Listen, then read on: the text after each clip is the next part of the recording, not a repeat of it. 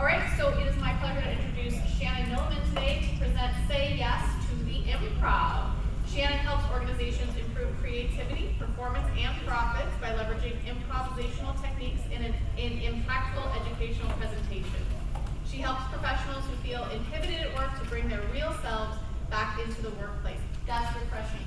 Yeah. Yes. She empowers others to apply adult education theory merged with improvisation principles and gives professionals bold new tools to embrace fear, encourage failure, and love their work more. Before she comes up, make sure that cell phone is off. And if you have some questions, because we have a short time, please hold them until the end. But without further ado, please help me welcome Shannon Milliman. Thank you, appreciate it. Thank you for being here today. What do you think when you hear the word improv? Improvise? Improvisation? Take notice of how your body reacts. Is the tingling on your arms when you hear yes? Yes, and? Okay, I'm gonna come clean. When I was in high school, I was a drama nerd. It all started then. Mr. Druce taught me the magical ways of improv. And what I loved about it immediately was that through improv, you're free to be whatever you want to be. You can have autonomy, you can feel liberated. And he said, you can fry like bacon if you want to. And he showed us. I did it. I fried like bacon. You can too, but that's probably not why you came. Practically speaking, okay, thinking improv 101 in the business place, in the workplace setting, just making us breathe a little more aware and believing that everybody has the best intention is kind of the orientation that we want to work towards. Have you ever had a problem and you solve it one way? Maybe it's cooking the bacon, all right? You fried it, and your friend baked it, you know? Okay, you get cooked bacon at the end, you can consume, and it's wonderful. Two solutions to the same problem. There's always different ways to come to a solution, and in the workplace, often we are thinking about finding solutions. So I work with an industrial setting at the wastewater sewer treatment plant in the city of Portland, and an engineer I was talking to shared with me the first lesson she learned in her education. And for an engineer, that was, if you have a problem, you draw a boundary around your problem. There's going to be opposing forces hitting up against the boundary, but that helps limit your scope. And the goal with the engineer mindset is with this boundary, you can more efficiently get to your solution. It's a good concept. The artist concept, on the other hand, eliminates the boundary completely. There is no rule, no regulation. Take down the wall. You are free to explore. In that perspective, I think this connects to improv, because the first rule of improv, I'm sure you've heard it, is say yes. And yes, and. And okay, just for a little refresher on the basics of what that is, let's say you have two actors, okay? Actor one starts the scene, they say something, anything. It can be wild, it can be crazy, it can be zany, it can be ordinary. What a beautiful day. Actor two listens, receives that, and affirms whatever reality actor one just presented to him. So, yes, oh, phew, he thinks it's a beautiful day too. Okay, we're in on the same world, on the same spectrum. And that yes is just a breath. And think about that in the work setting. If you can agree more, you feel heard, you feel respected. Yes, it is such a lovely day. I can even see the mountain from here. That's the and. It's a build. It's something else that contributes to your story. And we're going to volley back and forth with things that contribute and grow.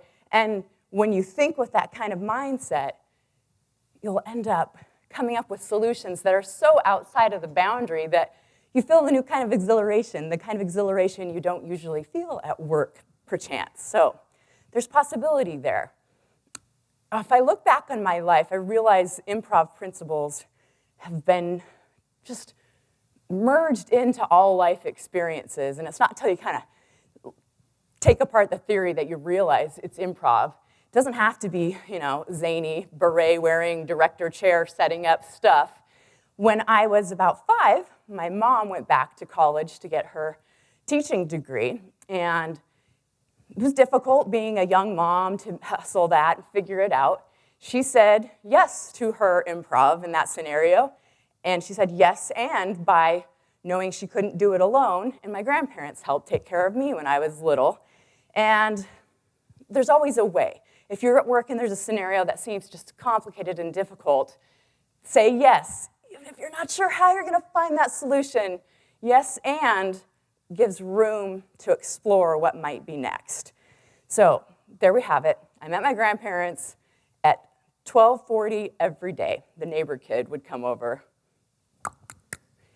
Can that girl play with me today? Yeah, I can. I ate my lunch. But I want to know if you want to play with me in the backyard where the tire swing is. Oh, yes, I saw that from the back fence. I wondered if it was. Is there apples in that tree? It looks like it. Yeah, we can eat all the apples we want. Cool, because my mom's making homemade ice cream, and we can have apples and ice cream together. So kids do it so effortlessly, right? I mean, they don't even think about it. As we grow, we get a little jaded and resistant to being vulnerable and uninhibited like that. But it's a good just check. And we don't have to change everything we do, just some of the subtle things, and breathe and listen and invite people in.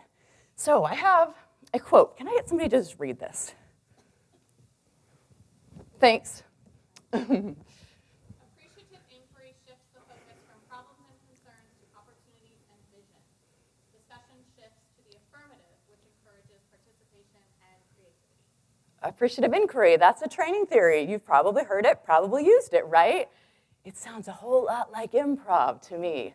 I love that resonance. And I think, okay, one of the best improvisers that comes to my mind, Robin Williams. If you watch him on stage, I'm going to talk about him in the present tense because his energy deserves presence. And he's up, he's down, he takes you over here, you can't stop him, and you almost feel like you're a part of it. And he adds this, and then he surprises you, and you go over here, and you feel empowered like you could go up on that stage with him and be his actor too, and bounce and be stronger and larger than life. There's something about the power of improv that makes you greater than the sum of your parts. Okay, that's a big example, but think about small examples, everyday life that can make a difference. So what I'm advising is to do an occasional improv exercise at work.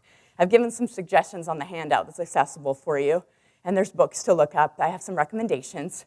But we're gonna do a very quick improv, okay? With your group, it's low stakes, you're not gonna be embarrassed, it's safe, but think about the appreciative yes feeling. Tell a story, each gets a chance to say one sentence, and the next person on your left connects with the next sentence. Ready? Real quick. Tell a story, one sentence each.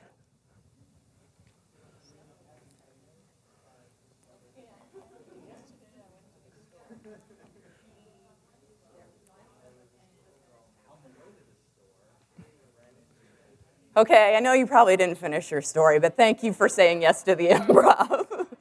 Round of applause, not really, whatever. Okay, so we can debrief that, but at time. So let me just bring your attention to one light about that. You listened, you said yes, it was uncomfortable, but you did it anyway, and there's brain synapses that fry like bacon when that happens, and they come in handy when you need it really for the real stuff at work. I have an image here. The first one is a clogged sewer pipe. I work at the wastewater sewer treatment plant for the city of Portland and work with some amazing trained professionals who take care of things like this. When the rest of us are sleeping, if somebody flushes things down the toilet or down the drains they shouldn't have, this can happen. And there are tools and techniques to clear those blockages, but this particular one was just impossible, impervious. So what was amazing was to see these amazing millwrights use their own creativity and the improv mindset, and they said yes to the impossible, seemingly. If you can see this here, this is a fishing harpoon type hook. So the guys who are the technicians here are also fishermen by night. They wish their day job was fishing, but they brought their life experiences as adults. And isn't that beautiful in the learning spectrum when we can let people bring in their life wisdom to enrich the content? And they came up with this brilliant idea to go to the tackle store, attach some PVC pipe, and they freed this mangled piece of lead. And we didn't even know. The river's clean, we're safe, and the problem was solved. I've shown these images to engineers, and they have shared that can't be, that would not work.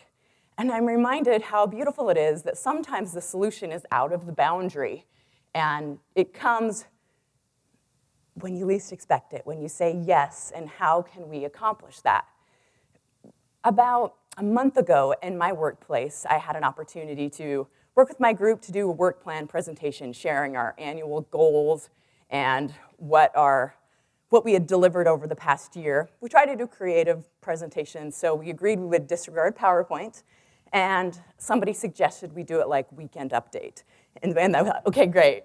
We said yes. We had a rolling chair. We came in and we had our, here's what the statistics are. We rolled out. It was killer. And then I had a little voice in my head, and that voice said, we all said yes to the improv, practice what you preach, yes, and what else can you contribute? And I thought this could be an opportunity where a couple of my coworkers are more rigid, and theirs were just straightforward. And I said yes, and offered my amazing comedy talents and said, hey, if anybody's interested, I'd love to look at your goals and punch it up a little bit. You can review it, make it your own, disregard whatever doesn't work. And it worked. They loved it. And everybody was able to bring their own voice. And I went home on cloud 10. I felt like I was being Shannon Milliman at work. I didn't have to put on a professional persona and be something. I could be exactly who I was. And in fact, it's encouraged to be exactly who you are, all your diverse talents. Because in those talents, you're going to end up solving problems that are problems that only you could give ideas for. And when you're willing to be open like that, everyone else will begin to feel safe and secure and brave and courageous. And it all comes from 2 simple words, or 3. Say yes, and. It's a beautiful concept. Thank you.